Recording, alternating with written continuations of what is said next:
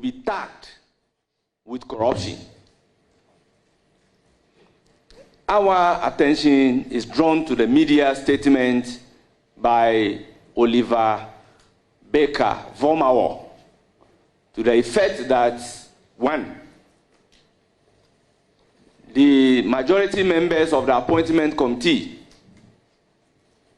have been demanding money before approving the nominees, and the chairman must submit himself to oral.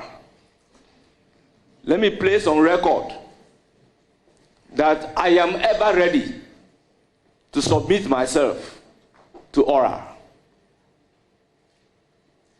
The second aspect was to the effect that all the committee members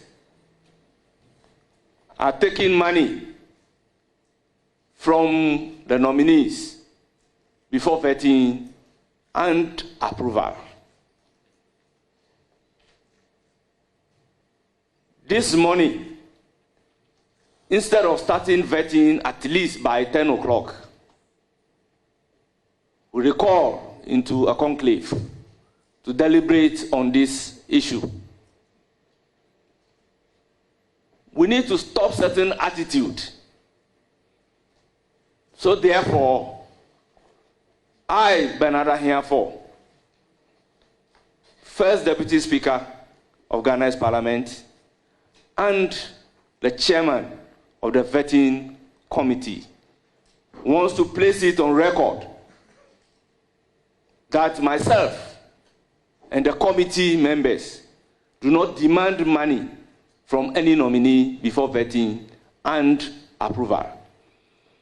I will therefore direct the clerk of the committee to invite Oliver Barker-Vormawor to appear before the committee tomorrow at 10 before noon to provide evidence of Bernard Ahiafo, the chairman of the vetting committee, or any member of the vetting committee, to back his claim that we demand money from the nominees before vetting and approval.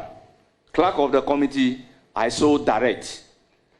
When he failed, then we can invoke the powers of the committee under Article 103 and our own standing order 134. I so direct. Thank you for your attention.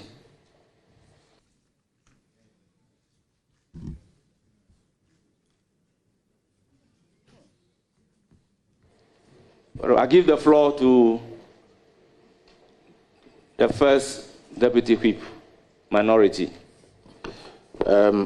Thank you, Chairman. Having listened to you, I'm very shocked at some of the words attributed to the committee. Even though I have cited some of these allegations leveled against the committee and the statement made by you, the chairman. And for the benefit of the doubt, Chairman, what I have cited in some section of the media is to the effect that, and I quote, attributed to Oliver Barker-Vormawor, NDC members on the vetting committee takes money from Mohammed's ministerial nominee before approving them. The deputy speaker must subject himself to oral. Chairman, you are chairman because this committee is existing. And irrespective, we being members of this committee, you are leading us. If there is reputational issues with regards to yourself, it means that the entire members of the committee is affected. And Chairman, if you read clearly Article 1036, and for the benefit, I will read 1036 of the 1992 Constitution. a committee appointed under this article shall have the power, right, and privileges of a high court or a justice of the high court at a trial for. And then I emphasize on A and B, enforcing the attendance of a witness and examining them on oath, affirmation or otherwise, or compelling the production of documents. Chairman, you are admitting to the fact that this has come to your attention. It's a reputational issue, and I don't see why members of this committee should continue with this vetting today because our reputation is at stake. These are some of the perception out there that when you see perception index in terms of corruption, Parliament is within the first 10. And I think that we should not continue with today's vetting, not for the fact that the nominee have done something wrong, but for the fact that the reputation of our chairman and members of the committee is at stake here. If you remember very well, in the 8th Parliament, members of the appointment committee, and if I may mention name, the Honorable Samuel Akudjo Ablakwa had to resign from the appointment committee because of matters of this nature. And I think that we should not continue with the vetting today until, as you have directed, the clerk of the committee write to Mr. Vormawor to appear, if otherwise, to produce evidence of any allegation that he has leveled. So, Chairman, I think that we should not continue with today's vetting. It should be suspended until this matter is dealt with. We have no moral rights as a committee to continue with this if we have our reputation being tainted with corruption. I thank you, Chairman. Thank you very much. I will give the floor to Honorable Roxanne Nelson. Kwame Eche Dapamoko. Chairman, thank you very much. Chairman, I rely entirely on your submission and adopt same as mine and add that my brother, the First Deputy Chief Whip on the minority side, to, with all due respect, recant. We cannot, as an organ of state, allow comments, however derogatory or defamatory they may be, to affect adversely the ability of Parliament to carry out its mandate. We are engaged in a very important exercise of state. And in the triumvirate of approval process, nomination, prior parliamentary approval, before formal appointment, if we allow comments to, as it were, compel Parliament to not perform its role in the 3 steps leading to formal appointment of ministers of state, then the executive will be dysfunctional. The executive will be rendered incapacitated to perform its function. Because you see, we do not know how long these boycotts, so to speak, may last. So it may not be the remediable step to take. What the chairman has done is the appropriate thing under law. So we must abide how that process will be given effect to tomorrow. It's not next year, it's not next month, it's not next week, it's tomorrow. So I pray you that pursuant to Order 39, Sub-Rule 1 of our standing orders, Chairman, with your leave, if I may read, it's to the effect that a stranger who is guilty of contempt of Parliament or in breach of parliamentary privilege is liable to a fine not exceeding 250 penalty units or a term of imprisonment not exceeding 1 year or to both. So there are penal regimes that are already laid down clearly for a conduct that is contumacious of the powers of Parliament, if it is so established. So I pray you, my brother the whip, let's by all means do what we are appointed to do today. And when we are done, we'll see whether the clerk has also carried out its functions as expressly directed by the chairman of the committee, so we can make progress. These matters, like you alluded to, and the chairman forcefully put it out, every election cycle, members of this committee, and this committee, the membership is not standing. You see different faces every election cycle. So it's not as if there are permanent members who are accused of these things. It is as if the committee, when the season comes, they must willy-nilly be accused of such a thing. So we being new members, the chairman is a new chairman. He won't allow the committee to continue to be tainted in this manner, and we give him our full support. So my brother Alhaji Habib, let's do some work for today. I thank you for the opportunity, Chairman. Honorable Chief Whip. Yeah, Chairman, thank you very much. I think it's important we place on record that the concerns we are raising do not have anything to do with the nominee. I know the nominee very well. I think he came after me 2 years at the Nooks presidency. However, this matter should have been raised yesterday. We in the minority compromised based on engagement we had with the chairman that the matter should be deferred to today. So it's most coincidental that we are raising it, and it's coinciding with your coming. So it's important we don't get the wrong impression. Again, it is also not because you are not a member of parliament. People will make the argument that one of their own, the vetted MPs who have been nominated, why him? It is also, that reason can't also be cited. Mr. Chair,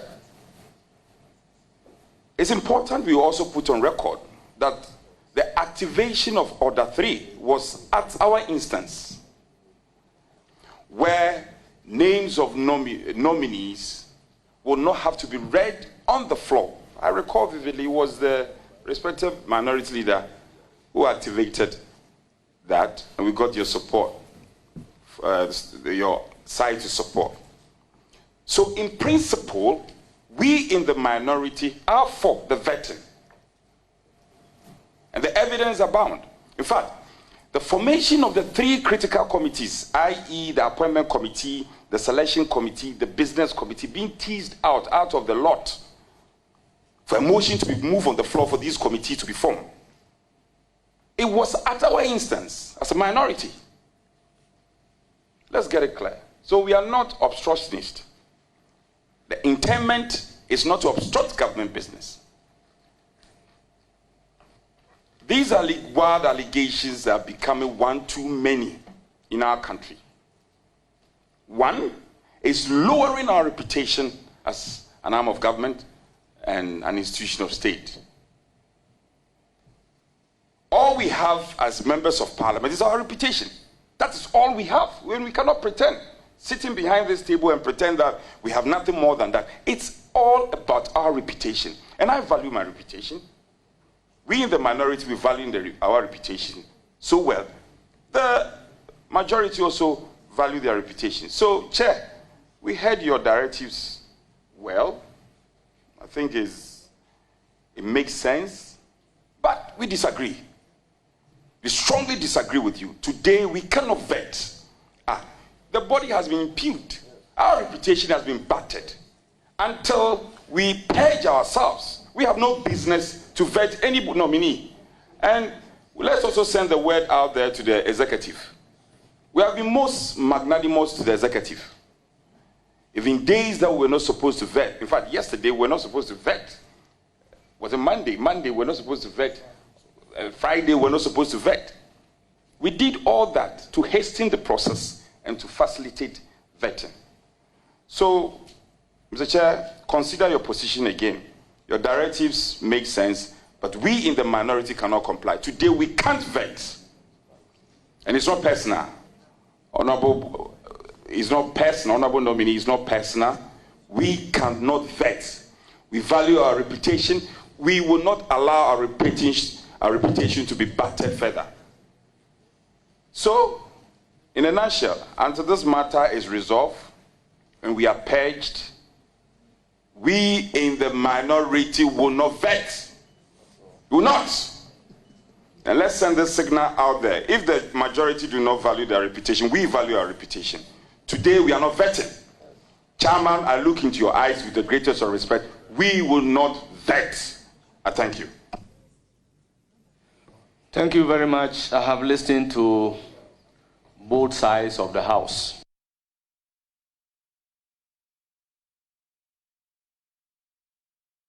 I've served on this committee for more than 2 terms. And I must say that I'm highly affected by the accusations and the perception out there that we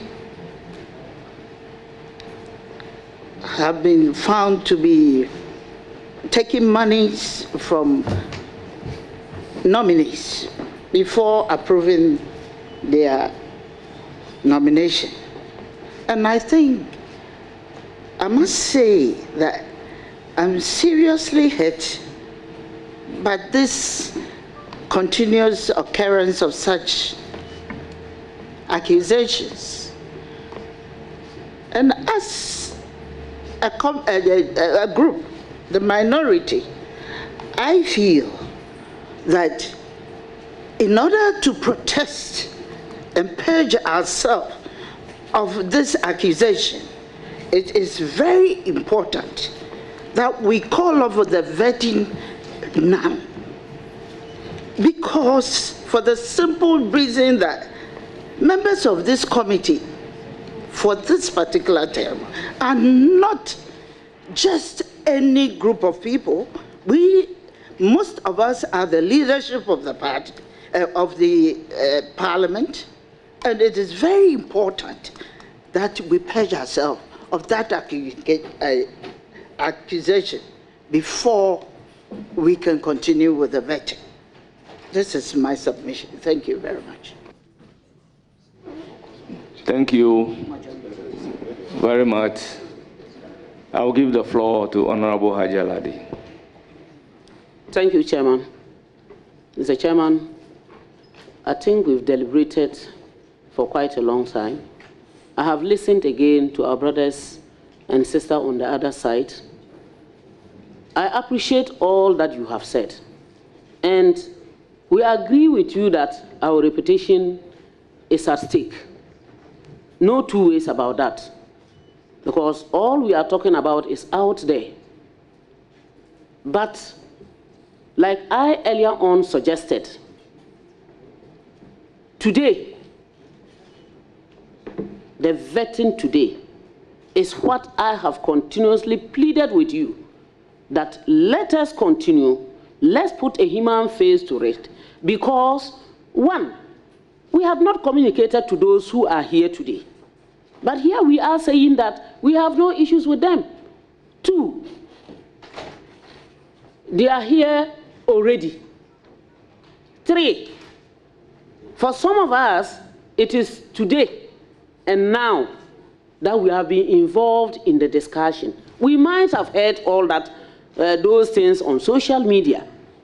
But once we are working as a team and we are discussing as one people, because being members of the same committee, we are each other's keeper. I will continue to plead that you kindly treat whatever is on the table with some human face, so that at the end of the day, those who are here will not see us as extending another person's pain onto them. You have, though out of not using the mic, asked whether I have taken money. Money cannot be everything. Money cannot be everything. I think our reputation is highest. If it were for money, some of us maybe would not be here. So please, Mr. Chairman, I think I just want to add my voice and to also tell the general public, no matter where you find yourself, excuse my language, even if you were just sitting in the market, please, certain utterances do not help us. It doesn't help us in any way. So let us be very careful and conscious of the things that we say, which will come back, bite us, and would now be running around and pleading. So the minority side, I wish to still urge and plead that you should forgive and forget, and let us continue. I am saying you should forgive and forget, and I've seen you say, hey, forgive, yes. If you think that we are not going the same way you want, you forgive us, because this is how we also look at it. Thank you very much, Chairman. But your side, you have spoken. But you are not the chair. Chairman, you see, it's not like we are not forgiving. Honorable Anodombre, I think you have not recognized me. A bite on this issue. Yeah, but I just wanted to, as a follow-up, it's a follow-up to my good friend. You see, it's not like we don't want to forgive. We care, but I also want to ask you a question. The first allegation was directed at your side, majority side, and then the chair was robbed in. Is it the case that you don't care about your reputation? But don't forget, this is an institution. Parliament. Parliament has been impugned. We don't even have a basis to sit here.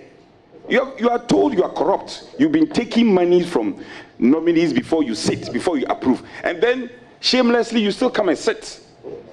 Oh, yes. I'm speaking in context. You still come and sit. Honorable member, please withdraw the word shamelessly and proceed. Well, withdraw. Please withdraw.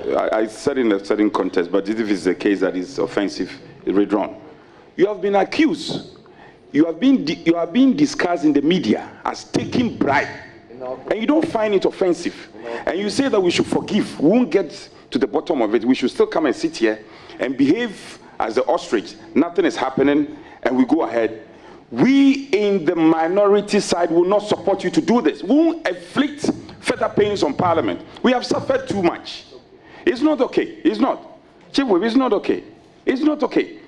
It's not okay. So what we are saying is very simple. Mr. Speaker, suspend sitting, suspend vetting. The nominee knows it's not about him. We are not being personal. Your visitors, we apologize to you. Go back and come back another time when the committee so decide. If it were you, you will react in the same vein. I am very pained. Since Monday, since Saturday, the weekend, and I got calls, my children sent me the allegation. Daddy, are you taking bribe before you do your civic duties? My constituents send me messages. Are you guys taking bribe before doing your civic duties? Chairman, we beg you in the name of God, let us come together and fight as a block. Let us fight this allegation as a unit. For once, let's put our partisan positions aside and deal with this young man for him to know that indeed there are parliamentarians who discharge their civic responsibility, our patriotic responsibilities, without necessarily taking money from people. This cannot be entertained. I mean, we can't vet today. We can't vet today. We can't vet today. And let it be said that the minority are against it. We can't vet today. That is my position. And if you don't care about your reputation, we care about our reputation. because they've put together all of us, and they said that the institution Parliament, and this is the first Deputy Speaker, a man who has discharged his legislative function with a lot of respect. Honorable Hiavo, we have never heard anything untoward about your reputation and about your persona. We cannot sit and allow people to run you down. You are the Speaker of Parliament. This is an affront on the institution called Parliament. It's an affront on all of us, and we are not going to sit down. There should be no vetting. There will not be any vetting today. There will be no vetting today. No, there will be no vetting. We're saying it, I'm repeating it. There will be no vetting. And let me say it again. Maybe just to rehash. Honorable Boama, it's not about you. And you know we have a relationship. I will not do this to Honorable, you. It's not about you. Mr. Chair, Honorable, please don't be repetitive. I will not be repetitive. Don't be repetitive. And also, his supporters who came with him, it's not about you. It's a principled position that we expect everybody here to appreciate. We can't allow this to go on. Mr. Chair, on this occasion, I invite you to suspend sitting. Honorable Habib, you had the floor, so please take it easy. Please take it easy. Please, point of information on what the whip has said. Is it point of information on what the whip has said? So please. Honorable Chief Whip, minority, I agree with you, except suspension of sitting. And these are my reasons. I want to place it on the floor that myself and the majority side, we care about our reputation. We very much care about our reputation. We are a country of over 33 million. If you allow a derogatory statement from one person to bring the country to a halt, then I do not think we are doing a good service to our mother country.